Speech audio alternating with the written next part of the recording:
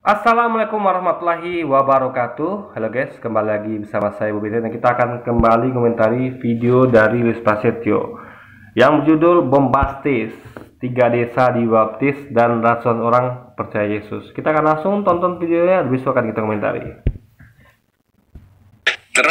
Terus sembuhnya kenapa? Baptis. Selamkan Diselamatkan. Atus. dibaptis.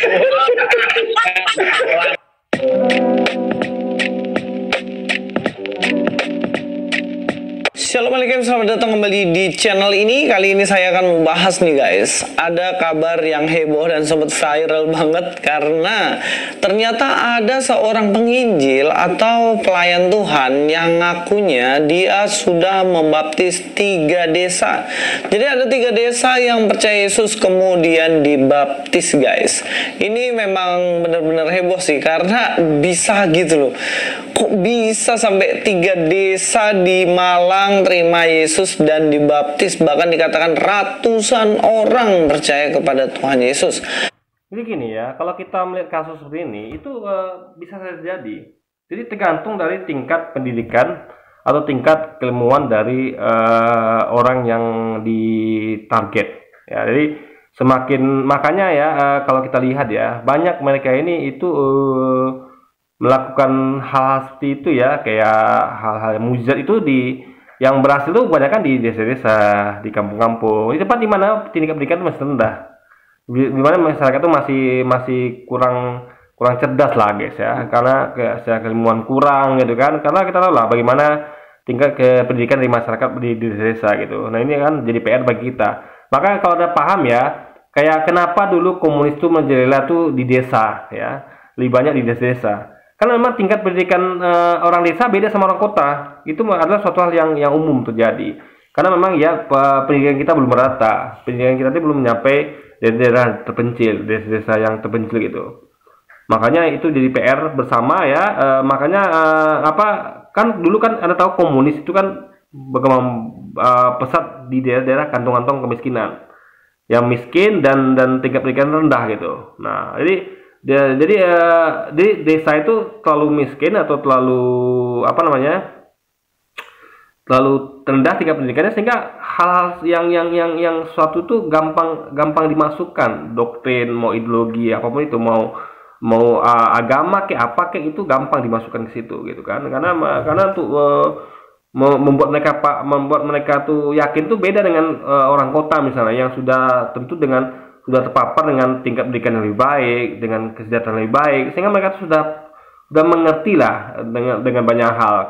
Kalau ini kan di sini kan belum gitu, sehingga mereka bahkan masih percaya dengan hal mistis gitu. Jadi di kampung-kampung itu di desa itu mereka lebih banyak percaya pada hal-hal mistis, hal-hal yang ya yang apa ya namanya, yang kurang di luar logika gitu. Karena memang tingkat pendidikan mereka kurang dan kesejahteraan mereka kurang, sehingga gampang dimasuki oleh paham-paham tertentu guys. Yesus. Nah, kita akan lihat saja videonya supaya kita nggak penasaran guys. Mari kita nonton videonya. Ya, waktu itu jadi waktu itu Pak Paul Zhang dia undang pendeta ini, katanya pendeta, saya nggak tahu juga ya, mungkin pendeta atau penginjil bagaimana namanya, Khairul Anwar. Jadi ditanya kok bisa sampai 3 desa itu dibaptis. Ini jawabannya. Sampai sana itu acaranya apa nih coba? Boleh ceritain? Kenapa?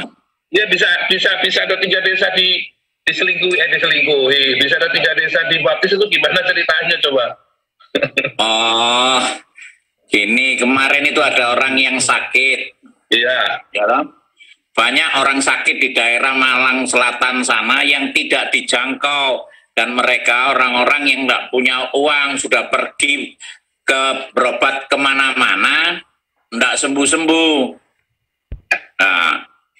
Nah, kan benar kan yang kita katakan bahwa mereka ini orang-orang yang tingkat kesejahteraannya rendah karena tidak punya uang.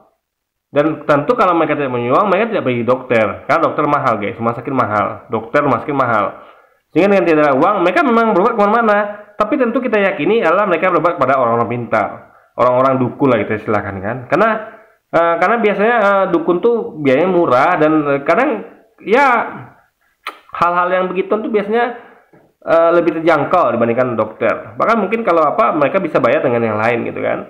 Misalnya mereka bayar dengan hasil bumi mereka. Kalau dokter kan biasa nggak mau gitu-gitu kan. Biasa kalau dukun ini bisa mau guys. Jadi itulah bukti bahwa tingkat pendidikan mereka dan tingkat kesejahteraan mereka masih rendah. Seperti yang sudah saya duga dari awal gitu kan.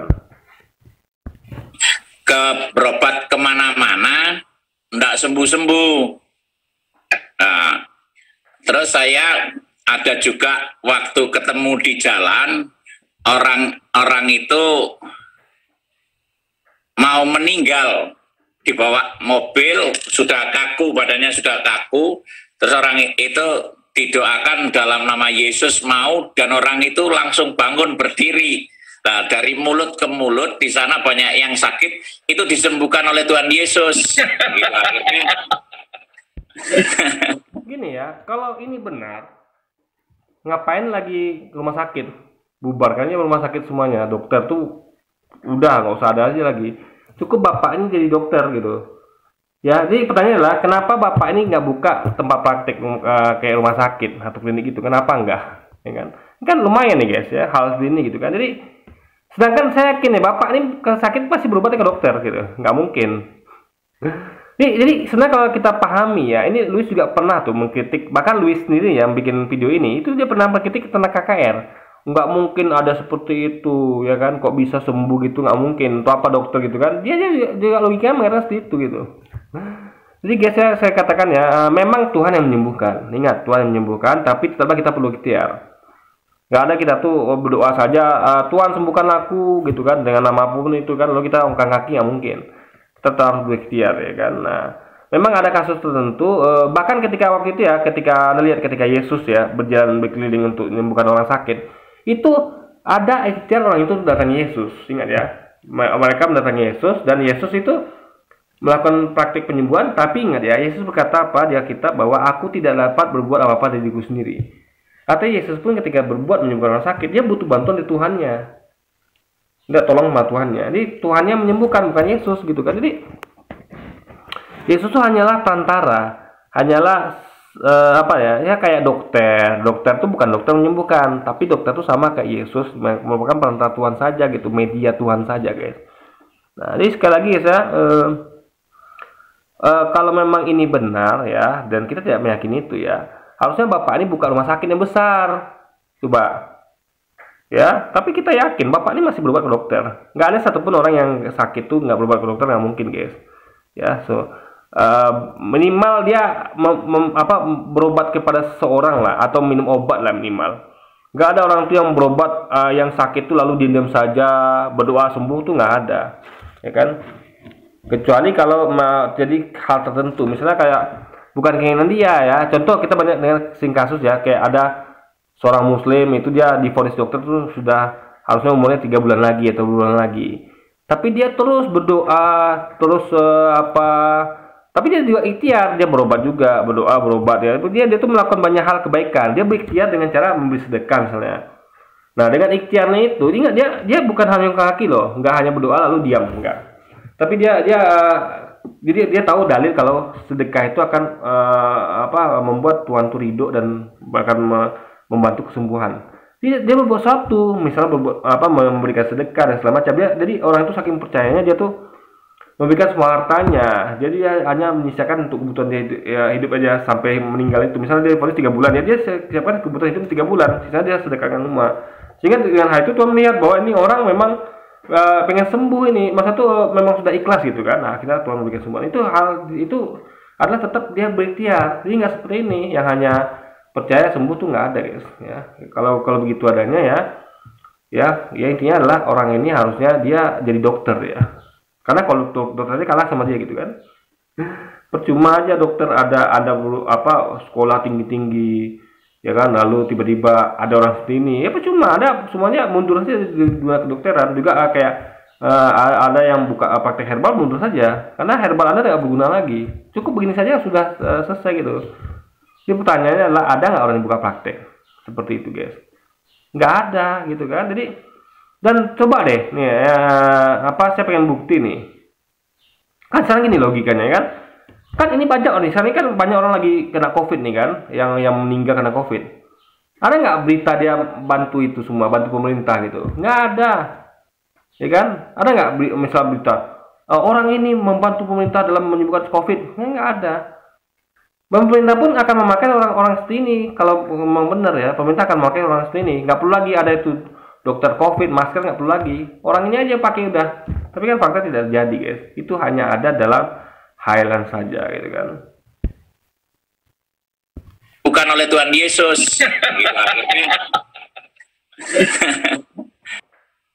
Ya, jadi menurut pengakuan Mbak lagi Pak Khairil Anwar ini katanya ada orang yang sakit dan kemudian dia sembuh. Dari situlah dari mulut ke mulut banyak orang yang dengar dan akhirnya banyak orang yang dibaptis dan bertobat guys.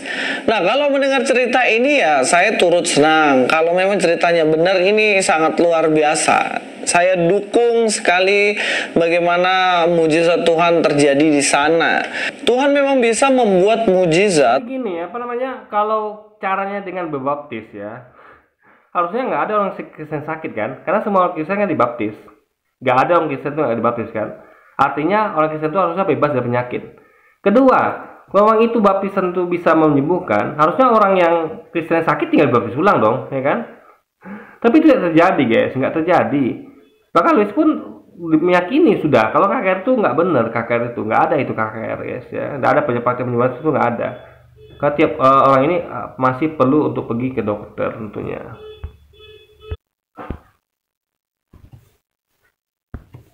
Tuhan memang bisa membuat mujizat untuk membuat seseorang itu percaya.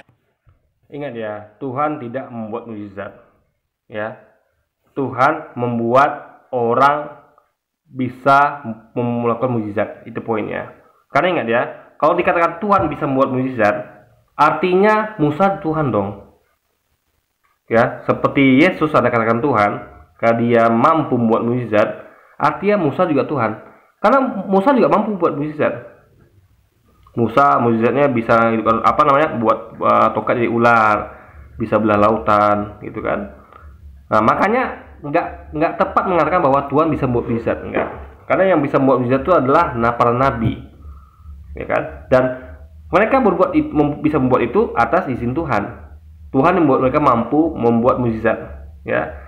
Ini mujizat itu datang dari Tuhan. Mereka mampu melakukan mujizat itu datang dari Tuhan. Makanya Yesus berkata bahwa aku tidak dapat berbuat apa-apa dari diriku sendiri.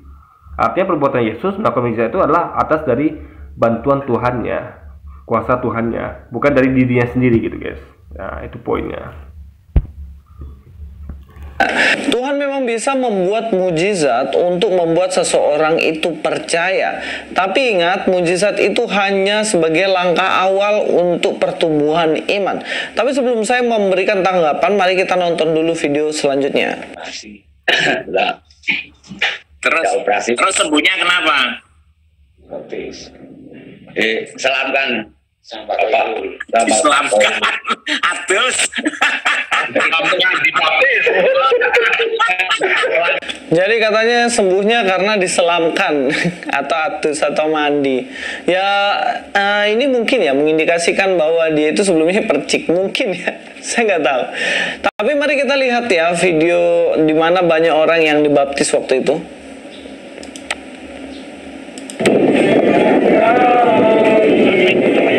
Ya ini salah satu videonya ya, bagaimana banyak sekali dibaptis ini orang-orangnya. Kristen itu bukan gedung gereja, ini juga banyak yang dibaptis. Ya, berarti kan nggak perlu lagi dokter, nggak perlu lagi ahli herbal, cukup baptis semuanya sembuh gitu kan. Jadi guys, ini adalah satu hal yang hati-hati makanya kita tugas kita sebagai kaum muslimin yang hidup di kota itu adalah agar untuk didik saudara kita yang ada di desa, agar mereka tidak gampang terpengaruh seperti ini gitu kan. Ya harusnya mereka lebih cerdas dalam menyikapi ini gitu, pakai logikanya gitu kan. Ya bahwa kalau memang ini bisa menyembuhkan, ngapain lagi dokter, ngapain lagi ada ahli herbal. Sedangkan mereka nih ya kalau sakit pun ya yang membaptis ini juga mereka pergi dokter guys. Nggak mungkin mereka tuh melakukan membaptis diri mereka sendiri gitu kan, nggak mungkin. Nah, di sini banyak banget ya. Ya, mungkin berapa puluh orang itu. Ini juga lagi dibaptis, banyak sekali. Nah, dari beberapa video ini menunjukkan bagaimana baptisan terjadi banyak orang ya dilakukan di situ. Kalau menurut Bapak tadi bagaimana mereka itu disembuhkan, kemudian mereka dapat mujizat dan mereka percaya kepada Tuhan Yesus. Lalu bagaimana sebenarnya tanggapan saya mengenai hal ini? Ya kalau dari saya sih, saya senang-senang aja ya, karena banyak orang yang akhirnya bertobat dan terjangkau, apalagi dikatakan di daerah-daerah terpencil. Itu luar biasa. Kalau memang cerita ini adalah benar, ataupun baptisan ini memang benar, 3 desa diselamatkan, dibaptis, dan juga ratusan orang dibaptis. Tapi persoalannya, kita nggak boleh serta-merta langsung percaya. Jangan sampai hal-hal demikian ini dipakai oknum-oknum tertentu untuk mencari keuntungan. Artinya kan Messi sebenarnya kurang yakin dengan hal itu gitu. Jadi dia sebenarnya miris lah melihatnya gitu kan. Ini kok begini gitu kan. Jadi kata dia kan dia sampai digunakan oleh oknum tertentu gitu. Artinya ada ketidakpercayaan dia kepada cara seperti ini gitu. Dia nggak sepenuhnya percaya yang cara seperti ini. Ini adalah semacam gambling gitu kan. Bisa benar bisa salah gitu kan. Jadi dia adalah harusnya dia miris, bukan senang gitu kan. Harusnya kan dia tuh senang dengan gini guys, saya senang ketika misalnya kayak ada mualaf itu kan, ketika mereka cerita bahwa mereka mualaf karena mereka mengkaji agama mereka sebelumnya dan agama Islam. Itu saya senang sekali. Artinya mereka cerdas.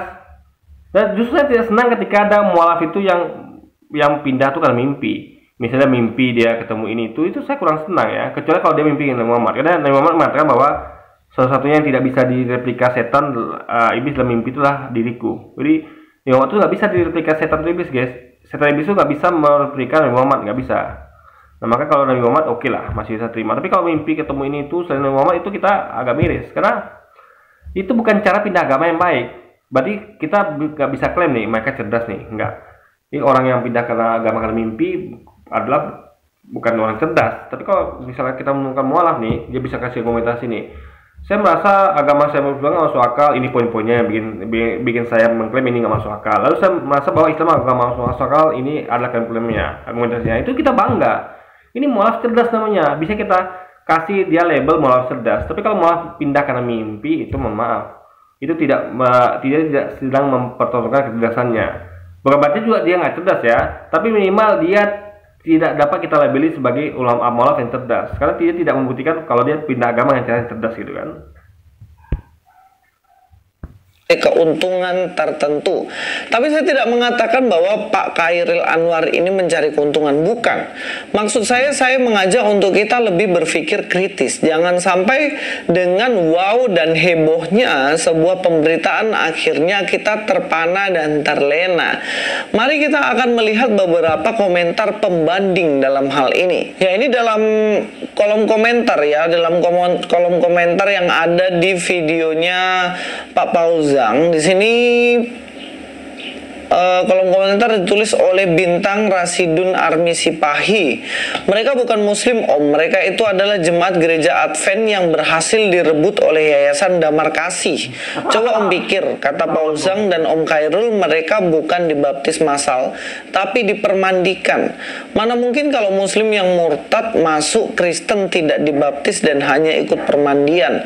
Kristen yang cerdas dan jujur pasti tidak akan percaya mereka adalah muslim. Sekali lagi, mereka adalah orang Kristen yang ikut permandian. Mereka awalnya adalah jemaat gereja Advent yang sudah pernah dibaptis percik.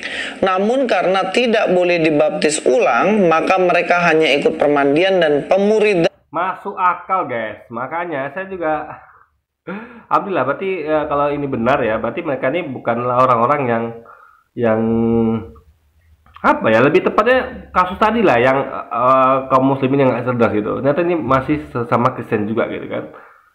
Alhamdulillah hal itu tidak terjadi, dan ini fakta, katanya fakta sih. Kita menurutnya juga benar gitu kan, sehingga kita tidak ada saudara kita yang begitu nggak pintarnya, nggak cerdasnya, sehingga bisa terpengaruh oleh hal seperti ini gitu guys. Dan pemuridan sebagai ganti baptisan selam. Begitu faktanya om. Ini adalah salah satu komentar pembanding ya. Bisa jadi ratusan orang dan juga 3 desa ini sebelumnya mereka sebenarnya adalah Kristen Advent. Tapi karena mereka kan percikan, ada aliran-aliran gereja tertentu itu yang nggak menerima percik, di mana diwajibkan harus baptis Islam. Itulah mengapa mungkin saja di sini terjadi baptis Islam. Tapi sekali lagi komentar ini bisa diselidiki secara faktanya ya, supaya ini menjadi pembanding untuk kita, supaya kita tidak serta-merta menelan mentah-mentah setiap informasi. Karena kadang-kadang ini orang Indonesia nih, bukan orang Indonesia sih, kebanyakan dari kita termasuk saya, wow banget ketika saya nonton videonya pertama kali, jelas saya terkagum, wah hebat nih orang, penginjilan sampai ratusan orang bisa bertobat di daerah-daerah terpencil dan lain-lain. Tapi mari kita melihat secara cerdas juga, secara logis juga, bagaimana bisa jadi mereka juga ini sebenarnya bukan dari Muslim, tapi mungkin dari aliran Advent ataupun GKJW. Saya setuju dengan Luis ke poin ini ya. Jadi gini, sebenarnya ya, kalau Anda percaya nih orang Muslim dan ternyata tidak benar, artinya Anda tuh euforia kosong. Seakan-akan Anda sudah berhasil memutakkan orang Muslim sebanyak itu. Tapi ternyata bisa jadi bukan orang Muslim. Berarti euforia kosong gitu kan. Nah, ini bagus ini, bagus ini. Jadi perlu ada pembanding. Nah, di sini logika sedikit main di sini. Ya, saya akui di sini Luis logika gak main gitu kan. Tapi kalau gini harusnya dia tuh tadi mengatakan kan dia senang kalau memang ini benar, oke lah itu masih bisa. Tapi harusnya dia tuh miris, jadi dia tuh harusnya jangan ngomong senang dulu, karena kan bisa jadi ini bukan orang Kristen, bukan orang Islam gitu, terus orang Kristen gitu kan. Jadi harusnya dia tuh masih ya harusnya biasa aja gitu kan. Ibaratnya caranya kan harus benar dulu. Jadi gini loh guys ya, kalau kita tuh dia kan pernah mengikuti KKR, harusnya dia tidak percaya begituan gitu kan, dengan hal begitu nggak percaya dia harusnya. Tapi dia bisa senang gitu kan. Wah, kalau ini benar gitu, ini kan aneh sekali.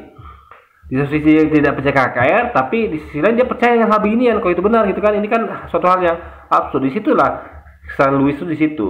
Dia tidak mempercayai sesuatu seperti KKR, tapi ketika ini mirip KKR nih, sembuh dengan hal yang ajaib, lalu dia percaya kalau benar, kan berarti kan gimana logikanya? Harusnya kan dia konsisten, nggak percaya KKR, nggak percaya juga dengan yang beginian gitu kan harusnya kan.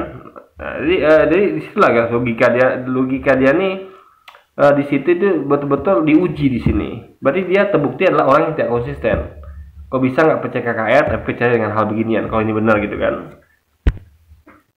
Bukan dari Muslim, tapi mungkin dari aliran Advent ataupun GKJW, Gereja Kristen Jawi Wetan kan, yang nggak boleh baptis Islam. Kemudian mereka karena mungkin merasa diberkati oleh salah satu pelayanan, kemudian mereka akan memutuskan baptis Islam. Apalagi dalam komentar ini dikatakan bahwa ada yayasan Damar Kasih, mungkin saja ini yayasan tertentu yang pelayanan di sana. Ini sebagai pembanding saja. Yang selanjutnya saya mau baca kolom komentar lagi ya.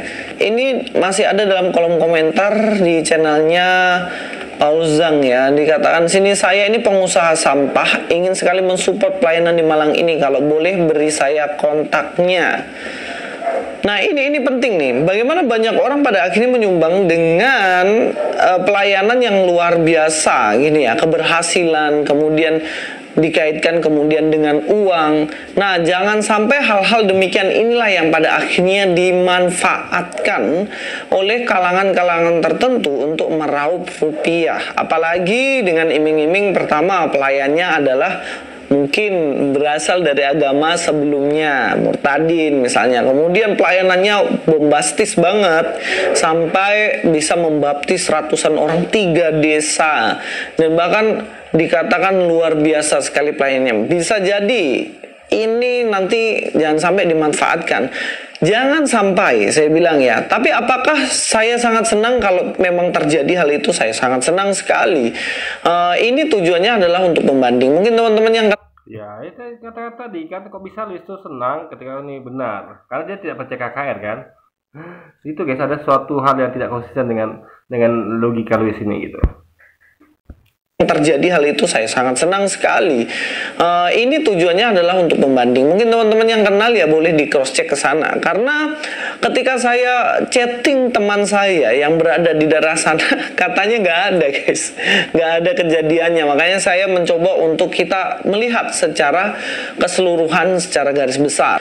Jangan sampai kita termakan dengan hal-hal seperti ini ya. Heboh pernah murtadkan 3.000 muslim, pendeta ini akhirnya masuk Islam. Nah, yang begini-begini nih, kita mesti cross check juga, bener nggak? Atau ini hanyalah sebuah klaim Bisa jadi benar. Kenapa? Karena gini guys, ya, kalau di sistem mereka nih, mereka kan menyasar orang-orang di pedesaan, orang-orangnya ya yang tingkat kecerdasannya kurang, tingkat ekonomi kurang. Ingat ya, bukan hanya agama Kristen, apapun paham itu ya. Bahkan agama Islam sekalipun ya, apapun agama Islam kayak Kristen, kayak paham komunis, kayak paham apapun kayak itu akan gampang masuk kepada orang-orang yang tingkat pendidikannya dan kecerdasannya rendah gitu. Karena mereka bisa disogok dengan Indomie, kayak beras, kayak ya bisa gampang gitu kan. Atau mereka dengan hal yang tadi itu kayak mujizat KKR, mereka bisa gampang terpengaruh gitu. Karena memang tingkat kecerdasan mereka dan tingkat ekonomi kan mereka rendah guys. Nah itu yang perlu diwaspadai harusnya gitu kan. Jadi hal ini mungkin saja terjadi. Jadi bapak ini mungkin mualaf ini waktu pendeta pernah mengutarakan 3 muslim itu mungkin saja ya, mungkin saja karena tadi kalau ada tepat caranya ya dengan menyasar orang-orang yang tingkat pendidikan rendah dan ekonomi rendah bisa saja jadi gitu ya, karena mereka gampang untuk dimasuki oleh paham-paham tertentu. Klaim-klaim palsu yang sebenarnya dipakai untuk menaikkan pamor dan lain-lain, yaitu saya bilang mungkin bisa dipakai seperti itu, tapi ya kita lebih hati-hati saja. Jadi lalu dia ketika dia bahas bab apa tadi itu kan, yang bab nanti kok larinya ke situ pula gitu kan. Jadi Louis ini orangnya haji mumpung ini aslinya tembak mualaf gitu kan. Ini memang dia memang cari-cari kesempatan peluang guys. Ya, soalnya dia tuh murni saja mengkritik ini, ya, sudah itu saja. Dan ingat ya, ketika mualaf ini memutarakan orang muslim, itu artinya kan suatu keburukan, dalam artian kau caranya seperti ini gitu. Berarti sebenarnya dia sedang menjelekkan agamanya sendiri.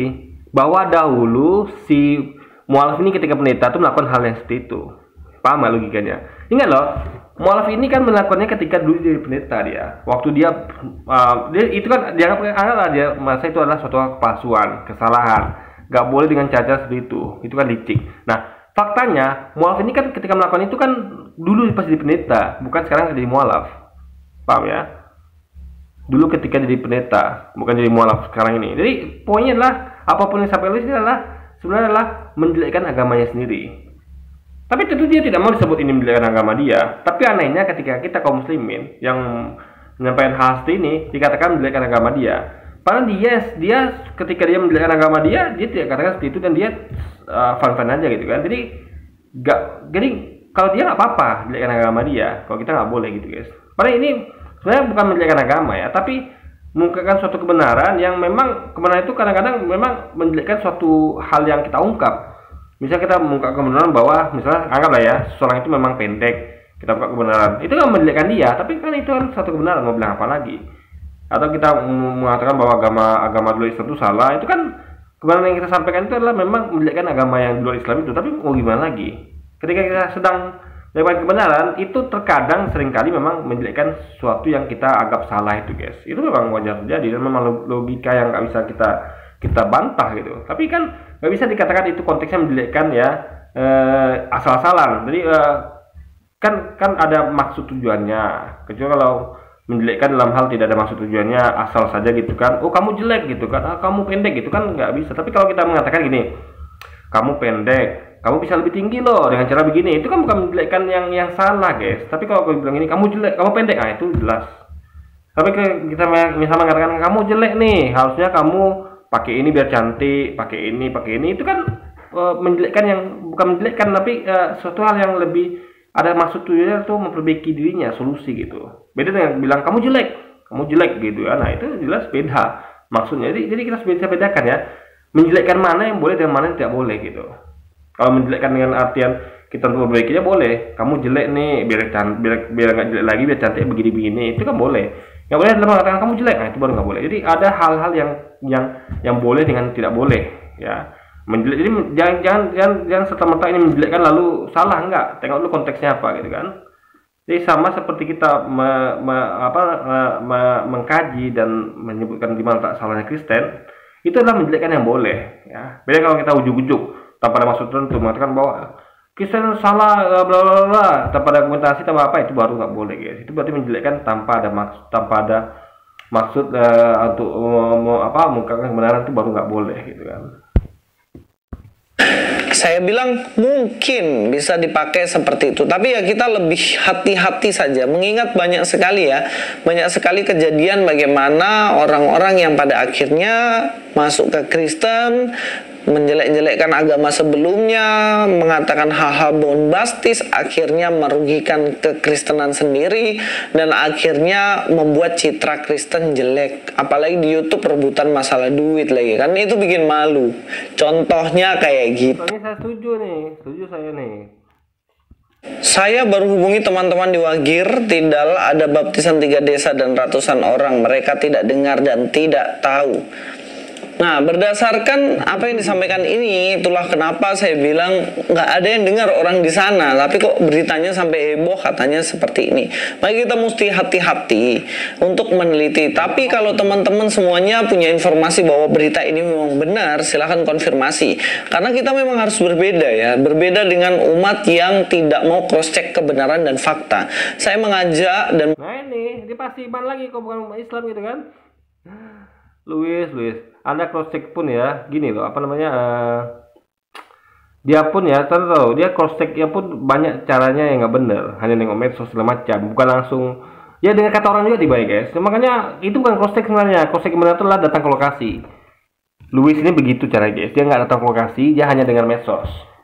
Kayak tadi nih, coba ada ya, tadi kan ada informasi bahwa begini, ya kan? Saya di Bangir tuh saya tidak ada dengar begituan gitu kan, 3 desa dibaptis tuh nggak ada dengar. Harusnya kan dia kalau dia memakai metodologi yang lain, di mana dia tuh percaya bahwa ini bukan, dia memastikan kan, ini bukan mualaf, ini bukan mantan penelitian segala macam, dengan hanya dengan kesaksian kan, ya klaim dari sepihak dari beberapa orang, kan dia memastikan dengan hal itu saja dia memastikan ini memang mualaf abal-abal, memang bukan mantan pendeta, ini palsu gitu kan. Nah, kenapa dia nggak memakai hal itu dengan hal kepada hal seperti ini? Dengan mengatakan ini pasti hoax ini, hanya berdasarkan pada klaim kesaksian dari sepihak tadi gitu kan. Tapi kan tidak, untuk hal ini dia masih ragu. Tapi yang tadi dia yakin banget itu kan, mualaf ini pasti mualaf abal-abal. Di situ lah letak ketidakkonsistenan logika Luis ini. Untuk hal-hal yang menguntungkan agamanya, dirinya dia akan langsung katakan ini mualaf palsu, ini mantan pendeta palsu.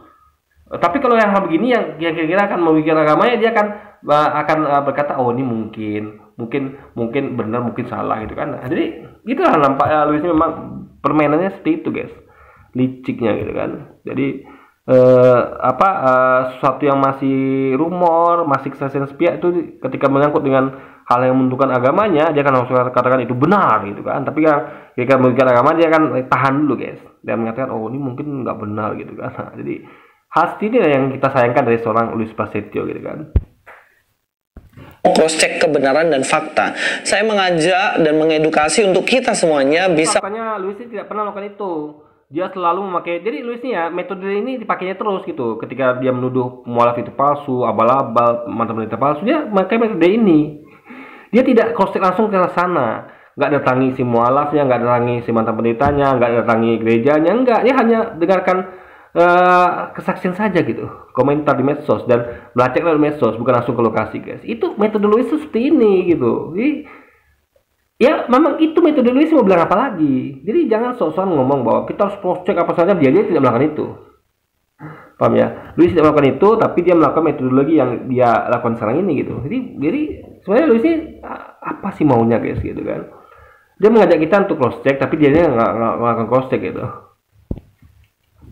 Cross check kebenaran dan fakta. Saya mengajak dan mengedukasi untuk kita semuanya. Mengajak edukasi tapi Anda tidak memberi contoh. Untuk apa coba, ya kan? Harusnya Anda kasih contoh dong. Ketika Anda mengatakan bahwa ini mualaf abal-abal, datangi dia dulu. ada selidiki, ada datangi, ngobrol segala macam gitu kan, baru Anda katakan ini mau abal. Tapi kalau cuma dengar kesaksian Anda katakan mau abal, ya sama aja, nggak beri contoh namanya gitu kan. Cross check kebenaran dan fakta. Saya mengajak dan mengedukasi untuk kita semuanya bisa mencari fakta yang benar tentang. Ya, kalau ada mengajak mengedukasi, ada kasih contoh dong. Jadi dia ngajak begitu, tapi contohnya nggak begitu guys. Jadi gini loh, dia ngasih ajak apa kan, ngajak kita bahwa kita harus cross check segala macam gitu kan. Tapi dia mengajarkan, mencontohkan bahwa kita tuh memang nggak perlu cross check, nggak perlu ini untuk menentukan kebenaran gitu. Gimana coba? Apa yang dilakukan itu bertentangan dengan apa yang diedukasikan dia gitu. Jadi ini orang orang munafik kan begitu, ya kan? Saya mengajak misalnya itu saya mengajak ayo kita cross check kebenarannya, tapi saya cuma dengar berita medsos, cuma dengar kesaksian, ini sama aja bohong guys. Fakta yang benar tentang informasi yang bombastis. Jika memang kejadian seperti itu, saya sangat senang dan juga perlu beberapa hal yang penting, yaitu mereka bertobat karena mujizat dan mereka bertobat juga kan karena kesembuhan ya, kesembuhan, mujizat, dan dikatakan miskin. Nah, di sini saya rindu untuk pertumbuhan iman. Jangan mencari Yesus karena harta, kekayaan, atau mujizat. Jangan sampai nanti ketika ya dia senang, tapi dia seharusnya kan dia nggak senang ketika dia tahu ada hal begini. Datanya orang miskin nih, karena dia miskin maka begini. Harusnya dia nggak senang, tapi dia mengatakan senang, itu kan aneh logika guys. Dia mengatakan senang kepada sesuatu yang tidak senanginya, ngerti nggak? Ini logika absurd namanya gitu kan. Dia konsisten. Kalau dia nggak senang dengan hal ini, katakan nggak senang. Jangan karena ini menguntungkan agamanya dia senang gitu, padahal dia prosesnya nggak dia senangi. Paham logika berpikirnya ya? Bagi dia menyenangkan ketika menguntungkan agamanya, meskipun prosesnya tidak dia senangi gitu loh guys. Yesus karena harta, kekayaan, atau mujizat. Jangan sampai nanti ketika Anda sudah tidak dapat mujizat, kemudian meninggalkan Tuhan Yesus. Tawaran Tuhan lebih dari sekedar mujizat, yaitu keselamatan setelah kematian. Karena banyak orang yang mencari Tuhan karena mujizat, akhirnya meninggalkan Tuhan. Seperti dalam Yohanes pasal 6 ayat 66, dikatakan mulai dari waktu itu banyak muridnya mengundurkan diri dan tidak lagi mengikut dia. Kenapa? Karena mereka mencari mujizat makanan, dan juga mujizat kesembuhan.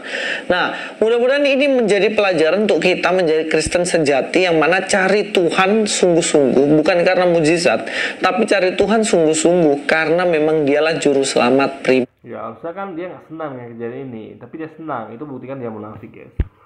Harusnya kan, maka sekarang kan betul kata dia itu cari Tuhan itu bukan kebenaran, bukan mujizat. Makanya munafik itu tepat caranya. Mereka tuh mengkaji agama yang ada, mereka kaji sucinya. Jadi mereka nggak peduli sama mujizat, mereka nggak peduli guys. Mereka nggak peduli dengan kakek segala macam, nggak peduli. Mereka mau mencari kebenaran. Nah itu yang poinnya. Jadi sebenarnya Luis melihat ini dia tuh nggak senang harusnya. Tapi aneh kalau dia karena dia senang, tapi dia nggak menyenangi prosesnya. Itulah dia katakan yang munafik guys. Bukan karena mujizat, tapi cari Tuhan sungguh-sungguh karena memang dialah juru selamat pribadi. Teman-teman, mari kita pantau semuanya tentang pelayanan di Indonesia ini, dan hal-hal semacam ini mari kita bisa melihat secara objektif dan menyeluruh. Kita akan sangat bersyukur jika memang kejadiannya benar, tetapi kita juga harus mencari tahu benar apa enggak. Jangan sampai ini hanya isu yang dibuat untuk menarik orang-orang yang simpati untuk pelayanan di sana, dan jelas ini adalah cara-cara yang keliru. Sampai ketemu di video selanjutnya, Luis Pras. Ya kan, kok nggak konsisten kan? Dia nggak suka prosesnya tapi menyukai keuntungannya. Nggak menyukai prosesnya tapi menyukai keuntungannya. Ini absurd sekali guys, aneh gitu kan. Oke, jadi mungkin sekian dulu aja video kita kali ini guys. Sampai jumpa lagi di video-video lain. Wassalamualaikum warahmatullahi wabarakatuh guys.